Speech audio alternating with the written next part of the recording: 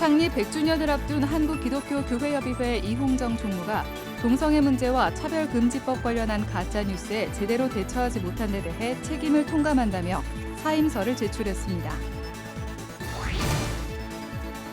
결혼하는 청년들이 매년 줄고 있다는 통계 자료가 발표됐습니다. CBS가 아이들이 함께하는 미래를 위해 마련한 연중기획 아이셋. 오늘은 2030 세대가 결혼하지 않는 이유를 들어봅니다. 세계교회협의회 WCC가 최근 전 세계 회원교회에 한반도의 정전협정을 평화협정으로 전환하기 위한 한반도 중전 평화 캠페인에 적극 동참해 줄 것을 촉구했습니다. 여러분 안녕하십니까? CBS 뉴스입니다. 창립 100주년을 앞둔 한국기독교교회협의회 이홍정 총무가 동성애 문제와 차별금지법 관련한 가짜뉴스에 제대로 대처하지 못한 데 대해 책임을 통감한다며 사임서를 제출했습니다. 교회협 이홍정 총무는 교회협의회 창립교단이면서 교회협 탈퇴 문제를 논의하고 있는 감리교단에도 사임 의사를 담은 탄원서를 제출한 것으로 알려졌습니다. 보도에 송주열 기자입니다. 1924년 조선예수교 연합공의회로 시작한 한국기독교교회협의회 NCCK는 내년 창립 100주년을 맞습니다. 예장통합과 기장, 기감, 구세군, 복음교단, 루터회, 성공회, 정교회, 기아성 등 9개 교단과 교계 연합기관들이 참여하고 있는 교회협의회는 100년의 역사 속에 우리 사회 민주화와 통일운동, 교회 연합과 일치를 주도했다고 해도 과언이 아닙니다. 그런데 내년 창립 100주년을 기점으로 재도약하려던 교회협의회가 뜻밖의 암초를 만났습니다. 교회협의회 이홍정 총무가 갑작스레 사임서를 제출한 것. 이홍정 총무는 사임서에서 교회협의회 총무로서 차별금지법과 동성애 문제로 인해 야기된 갈등과 분열에 대해 책임을 통감한다고 밝혔습니다. 이 총무는 이어 변화하지 않으면 안 되는 교회협의회의 현실의 변화를 위해 협의회적 의사결정 과정을 추구하는 중에 이를 지속하기 위해 필요한 몸과 마음의 건강과 의지, 교회협 운영을 위한 모금의 한계가 왔음을 절감한다고 사임 이유를 덧붙였습니다. 교회협 이홍정 총무 사임 배경에는 반동성애 진영의 지속적인 가짜뉴스 유포와 함께 지난해 주요 회원교단인 감리교단 총회에서 교회협의회 탈퇴건이 논의되면서 적잖은 부담을 느낀 것으로 풀이됩니다. 교회협의회는 지난해 35회 감리교 행정총회에서 선교적 관점에서 성소수자를 품어야 한다는 관점을 유지할 뿐 동성애 조장이나 차별금지법 독소 조항에 대해서는 공식적인 결의를 한 적이 없다는 항변에도 논란은 쉽사리 가라앉지 않았습니다. 이에 교회협의회가 올해 첫 실행위원회에서 동성애를 조장한다는 가짜뉴스에 대해 회원교단과 대화위원회를 구성하기로 하는 등 대화 노력을 멈추지 않았습니다. 저희가 대화라는 대책이라는 말 대신에 대화를 굳이 쓴 거는 저는 이것이 에큐메니칼 협의회 운동의 중요한 단어라고 생각을 합니다. 대화는 포괄적 이해를 저희들이 할 것이고요. 가짜 뉴스에 대한 대책이 필요하면 그것까지 포함해서 저희들이 회원 교단과 대화할 것이고 특별히 감리교회 조사연구위원회와 대화하겠습니다. 그러나 이러한 노력에도 교회협의회 창립교단인 감리교단 내에서 교회협의회 탈퇴 여론이 지속되면서 이홍정 총무가 갈등의 책임을 통감하고 사임을 결정한 것으로 분석됩니다. 이홍정 총무는 16일 감리교 감독회의에 참석한 이철 감독회장을 비롯한 연회 감독들에게도 사의를 표명하는 탄원서를 전달하기도 했습니다. 이홍정 총무의 탄원서를 전달받은 감리교단은 감독회의에서 박정민 충북연회 감독을 위원장으로 하는 대책위원회를 만들어 의견 수렴에 들어가기로 했습니다. 교회협의회 이홍정 총무가 다음 달 20일 실행위원회를 마지막으로 총무직에서 사임할 뜻을 밝힘에 따라 100주년 기념사업을 비롯한 정전 70주년 평화 캠페인 등 주요 사업 진행에 차질이 불가피할 전망입니다. 한편에서는 100년을 이어온 에큐메니칼 협의체 균열로 한국교회 연합운동이 최대 위기를 맞았다고 우려하고 있습니다. CBS 뉴스 송주열입니다. 세계교회협의회 WCC가 최근 한국교회가 진행하는 한반도 종전 평화 캠페인에 대해 전 세계 회원교회들이 동참해 줄 것을 촉구했습니다. WCC는 전 세계 회원교회에 발송하는 뉴스레터에서 한국전쟁 정전 70년이 되는 2023년을 맞아 전 세계 교회들이 한반도의 정전협정을 평화협정으로 전환하기 위한 한반도 종전 평화 캠페인에 동참해 줄 것을 호소했습니다. WCC 제리 필레이 총무는 우리는 세계의 평화를 구축하기 위한 노력과 정의를 위한 연대를 계속할 것이라며 정전협정에서 평화협정으로의 전환은 한반도와 그 너머의 항구적인 평화를 달성하기 위한 중요한 과정이라고 강조했습니다. 한일 정상회담을 둘러싼 사회 각계의 비판의 목소리가 높아지고 있는 가운데 시민사회도 모든 걸 내준 조공 외교라며 강력 규탄하고 나섰습니다. 정의기억연대 등 145개 서울 지역 종교 시민사회단체로 구성된 윤석열 정권 심판 서울시국회의는 오늘 기자회견을 열고 이번 한일 정상회담은 역사적 참사라고 주장했습니다. 정의기억연대 이나영 이사장은 대한민국 대통령이 일본이 쳐놓은 전략적 덫에 스스로 걸어들어가 주권과 국익, 국민 모두를 내동댕이 쳤다며 이제 후쿠시마 핵 오염수 방류도 눈 감아주고 마침내 독도도 내줄 참이냐고 비판했습니다. 이들은 또 을사늑약 체결 당시에도 일본은 한국의 미래를 위한다고 말했다며 윤석열 정부가 말하는 미래는 한반도가 신냉전의 전초기지가 되는 한미일 군사동맹이라고 꼬집었습니다.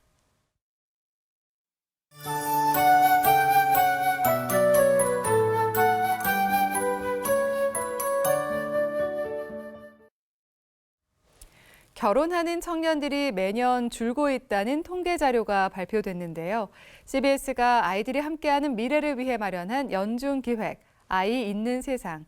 오늘은 2030 세대가 결혼하지 않는 이유를 들어봅니다. 한혜인 기자입니다. 지난해 혼인 건수가 역대 최소 수준인 19만 1,700건으로 발표되면서 그 이유에도 관심이 쏠리고 있습니다. 대다수의 청년들은 결혼하지 않는 이유로 가장 먼저 경제적 문제를 말합니다. 결혼을 이제 왜 아직 안 하냐 그러면 지금 모아놓은 돈이 없다. 그래서 지금 못 하고 있다. 이런 얘기를 하는 사람도 있어요. 주거 공간에 대한 부담도 상당합니다. 특히 일부 사회 초년생에게는 월급으로 학자금 대출을 갚는 동시에 결혼식 비용을 마련하고 거주 공간을 준비해야 한다는 것이 지나치게 먼 얘기로 들리기도 합니다. 거주비 부담이 많이 되는 것 같고요. 집값이 많이 오르다 보니까 자기 집 구하는데 부담이 많이 되는 것 같고. 아무래도 결혼하려면은 뭐 집이나 예를 들어 직업적인 안정도 되게 중요하다고 생각을 하는데 제 주변에 취직이 안 되는 경우도 되게 많고. 개인 시간이나 취미 활동을 중요하게 여기는 문화가 확산한 것도 결혼하는 청년들이 줄어든 이유로 꼽힙니다. 개인적으로 어떤 취미 활동이나 이런 부분들도 좀 중요하게 생각하는 것 같아서. 상황이 이렇다 보니 결혼하면 장점보다 단점이 더 많다는 인식까지 확산하고 있습니다. 결혼을 한다고 해서 그렇게 큰 장점보다는 오히려 단점이 더 되게 많은 것 같아서. 결혼 이후에 출산과 양육을 생각하면 고민은 더 깊어집니다. 아이를 하나 낳을 때마다 뭐 5억씩 든다, 6억씩 든다 하잖아요. 20살까지 키우는데. 근데 지금 이 시대에 살아오고 있는 30대들은 그 이후까지 생각하기가 너무 빡빡한 것 같아요. 이제. 물가는 계속 오르고 월급은 오르지 않고. 결혼을 포기하는 청년들이 늘어나면 출산율도 줄 수밖에 없는 현실. 지난해 우리나라의 잠정 합계 출산율은 전년보다 낮아진 0.78명입니다. 출산과 혼인 건수가 모두 줄어드는 상황을 타파하기 위한 돌파구 마련이 절실한 시점입니다. CBS 뉴스 한혜인입니다.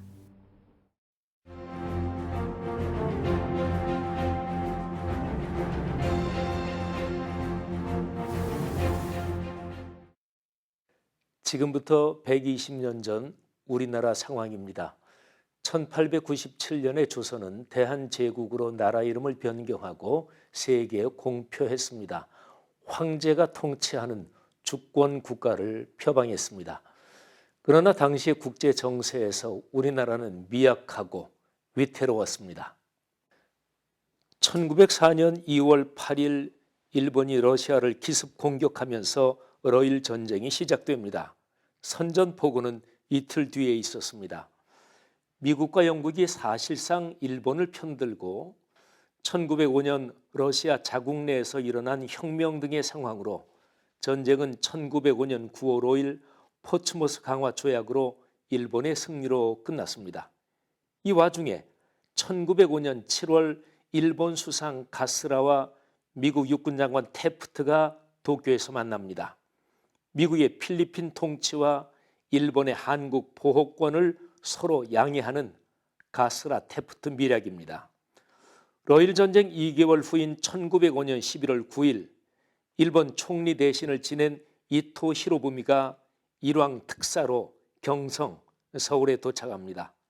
이튿날 이토는 일왕의 친서를 전합니다.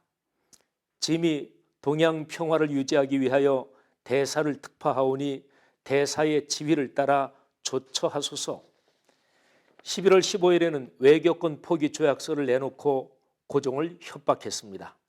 11월 17일 일본은 갖은 방법으로 조약 체결을 강요했지만 오후 3시가 되도록 결론을 얻지 못했고 어전 회의가 열립니다. 긴 회의의 결론은 조약 체결 불가였습니다. 이 소식은 바로 이토의 귀에 들어갔고 이토는 총칼로 차단된 회의장에서 대신 8명에게 하나하나 협박하며 찬반을 묻습니다. 참정 대신 한규설, 탁지부 대신 민영기는 적극 반대했습니다. 이토는 찬성하는 5명을 근거로 강압적으로 조약을 체결하게 했습니다. 18일 새벽 1시경이었습니다. 조약에 찬성한 을사오적이 학부 대신 이완용, 군부 대신 이근택, 내부 대신 이지용, 외부 대신 박재순, 농상공부 대신 권중현입니다. 광무 9년, 그러니까 1905년 11월 17일자의 조약서 제1조에서 일본국 정부는 도쿄에 있는 외무성을 통하여 금후 한국과 외국의 관계 및 사무를 감리 지휘하고 했습니다. 조약 체결 4일 뒤인 22일 고종은 미국에 체류 중인 황실 고문 헐버트에게 전보를 보내 다음과 같은 사실을 미국과 만방에 알리게 했습니다. 짐은 총칼의 위협과 강요 아래 최근 양국 사이에 체결된 이른바 보호조약이 무효임을 선언한다. 짐은 이에 동의한 적도 없고 그 후에도 결코 아니할 것이다. 이 뜻을 미국 정부에 전달하기 바란다. 고종은 1907년 6월에 헤이그 만국평화회의에 이준 열사 등을 파견하여 을사늑약을 바로 잡으려 했지만 이를 발단으로 이해 7월 19일에 강제 퇴위됩니다. 이토는 1909년 10월 하얼빈에서 안중근 의사의 거사로 죽고 이완용도 2달 뒤 이재명 의사의 가명으로 중상을 입습니다. 1910년 일본에서 새 통감이 부임하고 같은 해 8월 22일에 내각 총리 대신 이완용과 일본 통감 데라우치의 이름으로 한일 강제 병합 조약이 체결되고 29일 공표됩니다. 경술국치입니다. 조약 1조가 이렇습니다.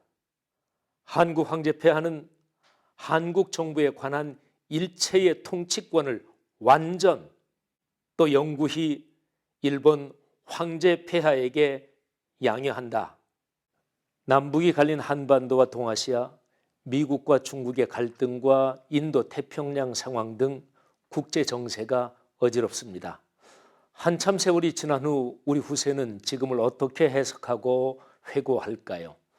한일 갈등에 관한 윤석열 정부의 해법이 단선적이어서 심히 우려됩니다. CBS 논평이었습니다.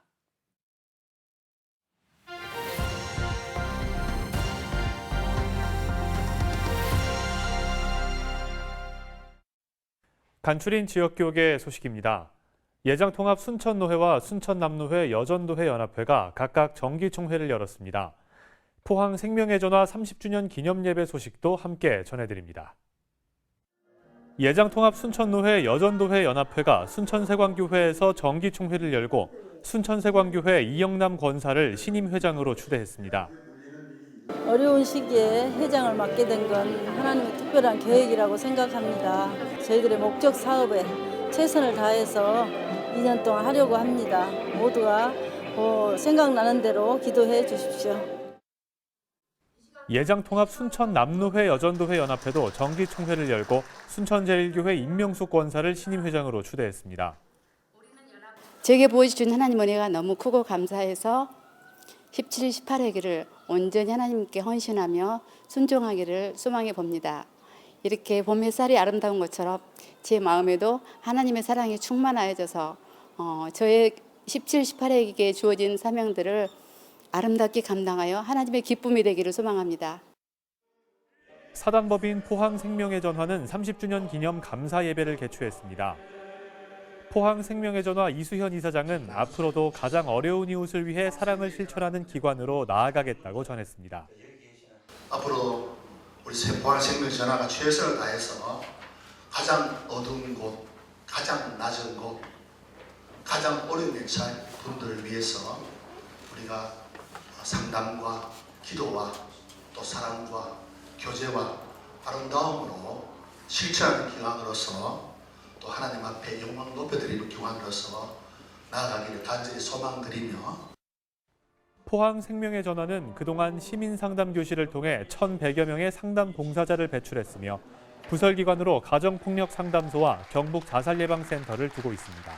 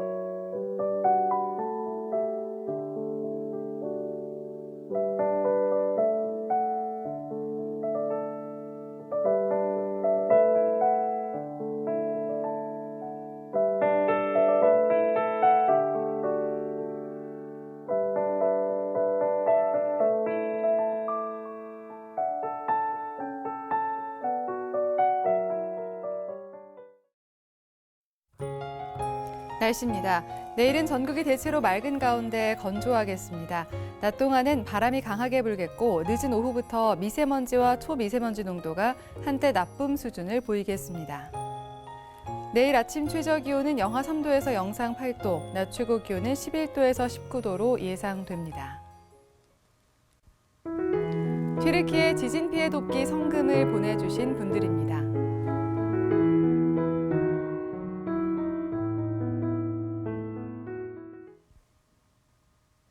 이상으로 뉴스를 마칩니다. 시청해주신 여러분 고맙습니다.